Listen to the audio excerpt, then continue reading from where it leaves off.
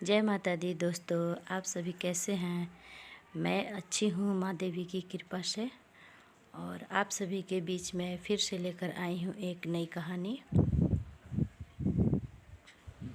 तो एक बांझपन की औरत की कहानी है। किसी गांव में एक धना सेठ चौधरी रहा करता था और उसके इकलौते ही पुत्र था और उसकी एक बहू और उसकी एक पत्नी। उसे अन्न धन की किसी चीज़ की भी कमी नहीं थी। कमी थी तो बस केवल एक घर में बच्चे की किलकारियाँ की। उसके बहू के एक भी पुत्र नहीं थे। उसका पुत्र का नाम मोहन था और वो शादी के कई बहुत दिन हो चुके थे, फिर भी उसकी पत्नी तारा का बच्चा नहीं हुआ था और वो बहुत ही दुखित औरत थी। और कितने भी दवाइयाँ और कितने भी इलाज कराकर थक चुकी थी, लेकिन फिर भी उसके बच्चे नहीं हो पा रहे थे। बेचारी वो बहुत दुखियारी थी। उसकी सास बहुत ताना मारा करती थी, हर बात पे उसे ताना सुनाया करती थी। वो कुछ न कहकर चुपचाप रहा करती थी। और एक शारदा नाम की एक औरत गरीब उसके घर झाड़ू बर्तन पोछा करने आती थी। वो बेचारी डेली उसके ताने सुना करती थी। वो कुछ न किसी से कहकर चुपचाप रहा करती थी। एक दिन अचानक तारा अपने बच्चे को लेकर आई थी। उसकी सास मंदिर चली गई थी, इसलिए अकेले रहने के कारण अपने बच्चे को लेकर आई थी मालकिन के घर काम करने। बच्चा उसका खेल रहा था, तभी उसने बोला, बच्चा उधर मत जाओ। तब मालकिन की जो बहू थी तारा, वो बोली, आ जा मुन्ना, मेरे पास आ जा। वो इतना उसे गोद में उठाकर अपना बेटा समझ कर उसे प्यार दुलार देने लगी और बहुत ही प्यार करने लगी। तभी उसकी सास देखकर बोलती है, पता नहीं ये कई दिनों से इसके बच्चे नहाए होंगे या नहीं होंगे। ये गरीब के बच्चे क्यों अपने गोद में ली हो। छी छी छी, ये बहुत गंदे हैं, इसे नीचे उतारो। अपने तो बच्चे दे नहीं सकती है और किसी और के बच्चे ली हो, इतना गंदगी है। तुम नहा कर ही किचन में जाना, वरना ऐसे मत जाना। तभी वो शारदा सुनकर कुछ न कही और अपने बच्चे को लेकर वापस घर की ओर चल दी।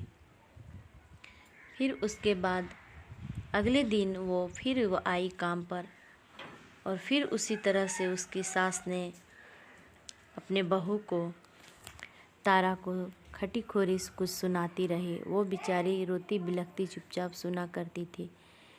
फिर शारदा ने अपने घर गई और अपनी सास और अपने पति से कहने लगी। तभी उसकी सास बोली, बेचारी कितनी अच्छी है, वो दूसरे के बारे में इतना सोचती है, उसके बच्चे रहेंगे तो क्या होगा। तब शारदा के पति बोलता है, देखो तुम अपने काम से काम मतलब रखा करो, उसके बारे में कुछ ना सोचो, वो क्या करेंगे क्या नहीं। तुम अपना काम कर कर और चुपचाप घर पर आ जाया करो। फिर वो कुछ न बोलती है और इसी तरह से दिन बीतता गया। फिर एक दिन पूछती है तारा, शारदा तुम अपने बच्चों को क्यों नहीं लाती हो। तभी शारदा बोलती है, मालकिन आपकी जो सास हैं, बड़ी मालकिन है, वो मना की हैं कि अपने बच्चे को लेकर मत आया करो। अपने बच्चों को लेकर आओगी तो तू काम बहुत कम कर पाओगी, इसलिए मैं नहीं ले आती हूँ। ठीक है, कोई बात नहीं है, लो मेरे तरफ से अपने मुन्ने को एक खिलौने दे देना। तभी शारदा बोलती है, नहीं मालकिन, मैं नहीं ले पाऊँगी। तभी तारा बोलती है, ले लो, क्या तुम भी अछूत मानती हो मुझसे। तो नहीं मालकिन, ऐसा मत बोलिए, आप अपने बांझपन को मत कहिए। मैं गरीब हूँ और गरीब का बच्चा इतना महंगा खिलौना कैसे ले सकती हूँ। फिर इतना कहकर तारा बोलती है तो वो रख लेती है और अपने बच्चे को ले जाकर दे देती है घर पे। इसी तरह से दिन बीतता गया और नवरात्रि का समय आ गया।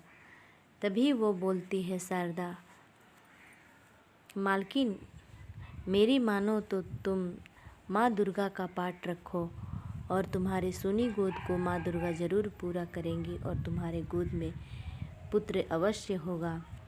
तभी बोलती है, हाँ शारदा, मैं क्यों नहीं रखूँगी, लेकिन मेरी सास मुझे नहीं व्रत रखने देगी।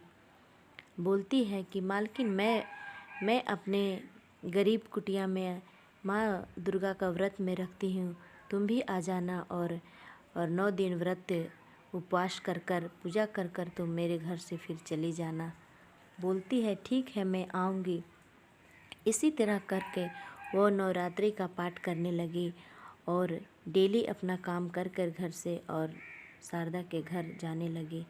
तभी उसका ससुर जो चौधरी था वो देख लेता है और 1 दिन देखता, 2 दिन देखता, इसी तरह से 2-4 दिन देखते देखते अपनी पत्नी से बोलता है, क्या तुमने बहू को कहीं जाने को कहा है? वो डेली पता नहीं कहाँ जाती है। तभी उसकी पत्नी बोलती है, नहीं, मैं तो नहीं बोली हूँ, जाएगी कहाँ, बच्चा तो दे न सकी, इधर उधर आवारा मस्ती करती होगी और अपने दोस्तों से मिलने जाती होगी, कहीं मुंह काला करने जाती होगी। इस तरह से खरी खोटी सुनाती है अपनी बहू को। फिर वो उसकी बहू तारा आती है घर। तब वो बोलती है कि तुम कहाँ जाती हो? वो बोली कि मैं कहीं नहीं जाती हूँ। तो फिर तुम डेली क्यों जाती हो और घर से?